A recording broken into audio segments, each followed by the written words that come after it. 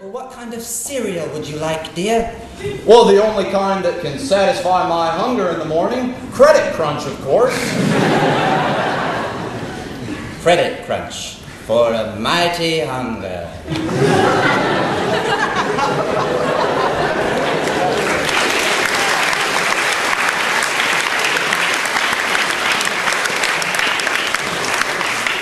That wasn't so bad at all.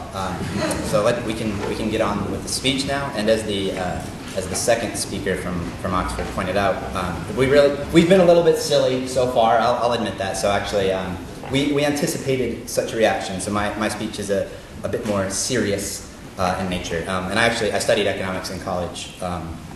So I actually know a bit about what we're going to talk about today. So, this house would do anything for money. While it might seem rather outlandish at first glance, this stance is actually grounded in rather sound fiscal policy. So to begin, let's start with the founder of modern economics, or Adam Smith. In The Wealth of Nations, Smith claims that self-interest alone in a proper institutional setting can lead to socially beneficial results. But in his theory of moral sentiments, Smith argues that sympathy is required to achieve socially beneficial results. On the surface, it appears that a contradiction exists here. However, Adam Smith himself cannot have seen any contradiction because he produced a revised edition of Moral Sentiments after the publication of Wealth of Nations. So I think you'll agree that that's self-explanatory. So, some readers of the Wealth of Nations have assumed that when Smith speaks of self-interest, he is referring to selfishness. However, in some contexts, such as buying and selling, sympathy generally need not be considered. But Smith makes clear that he regards thank you, Will. I forgot to mention at the beginning, ladies and gentlemen, that the first corporate sponsor, Credit Crunch, was only able to fund the first minute of the speech. So we actually had to find a few other corporate sponsors.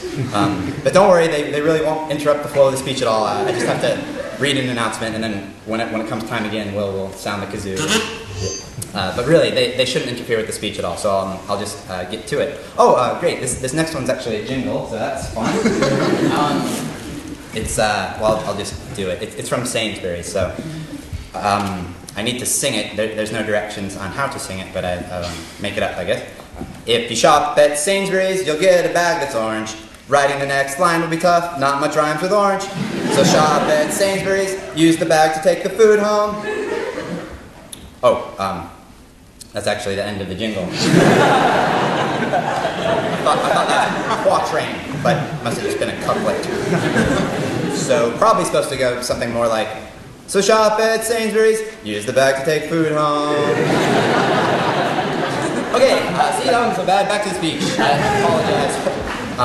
In the theory of moral sentiments, Smith argues that the self-interest of any actor includes the interest of the rest of society. Since the socially defined notions of appropriate and inappropriate actions necessarily affect the interest of the individual as a member of society, context is useful.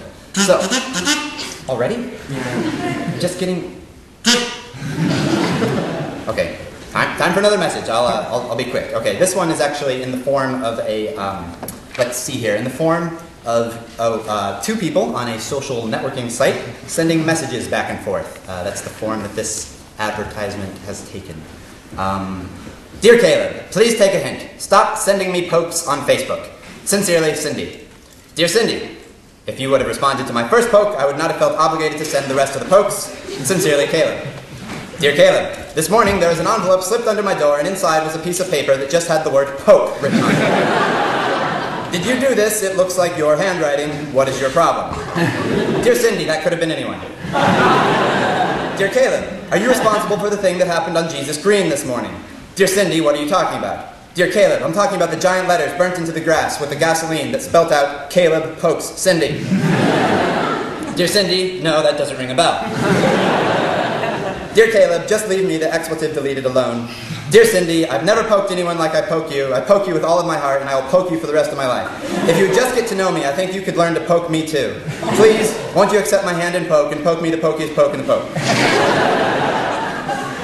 And that message was brought to you by MySpace.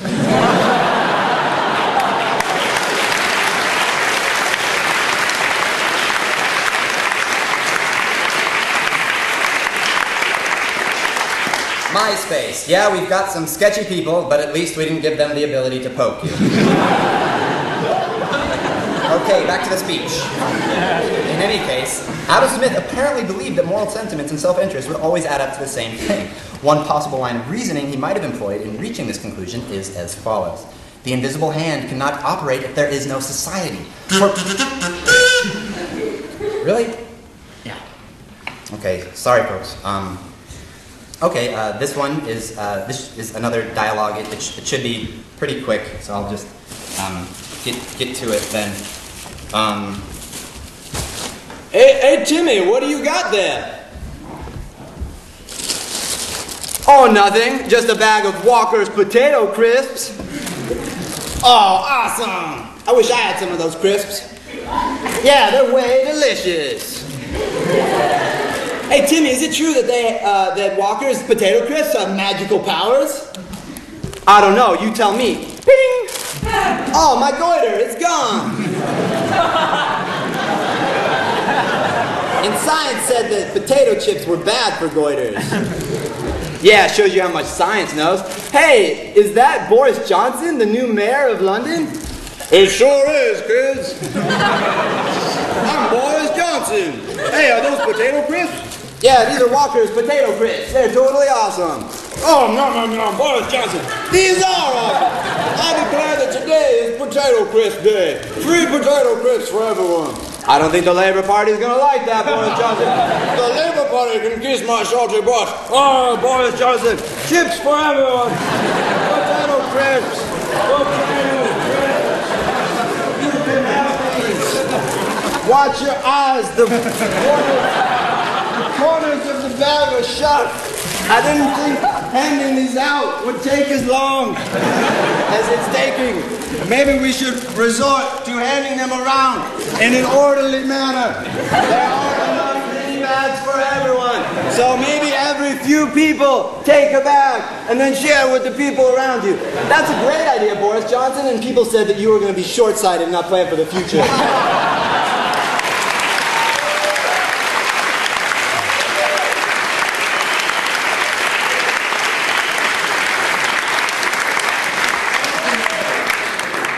Yes. Could you please clarify, do the union rules that ban bribery in the course of elections apply also to winning votes in debates?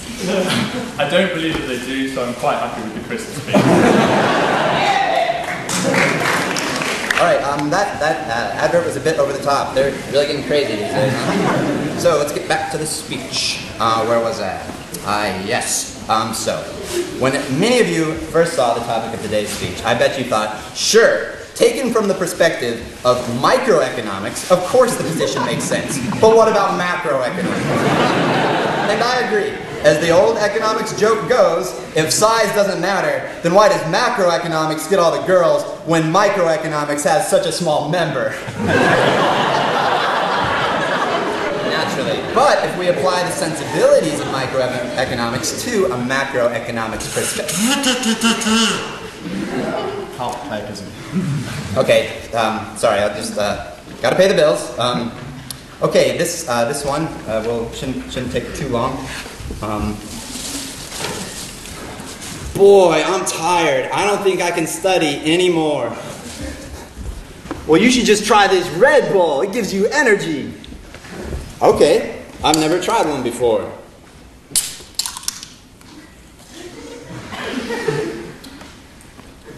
I don't feel any. Oh my God! What's happening? There's a pain in my. Oh! What is this? It feels like something's trying to break through my skin. Yeah, Red Bull gives you wings. Didn't you know that? You mean you knew that they would do this to me, and you gave it to me anyway? You're sick. You're sick.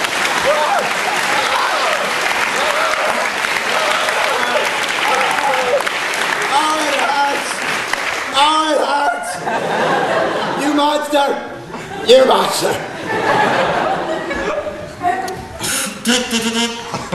Oh, next one. Oh yeah, Nike, just do it.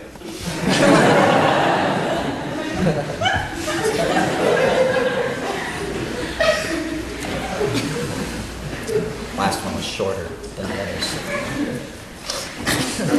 Right, back to the speech. So, humans are rational agents who will make decisions logically out of promoting their own self-interest. To this end, psychologists have done experiments placing a human and a rat in a giant maze. What researchers have found is that if we hide a piece of cheese and a briefcase full of money in that maze, the human will get to the money first. However, if we alter the experiment slightly and instead use a giant rat and a normal-sized maze... Sorry, folks. I promise this is the last advertisement. And it's a short one. Goodyear, because so much is riding on your tires. Oh, actually, there's one more part to it, but it really shouldn't be too invasive.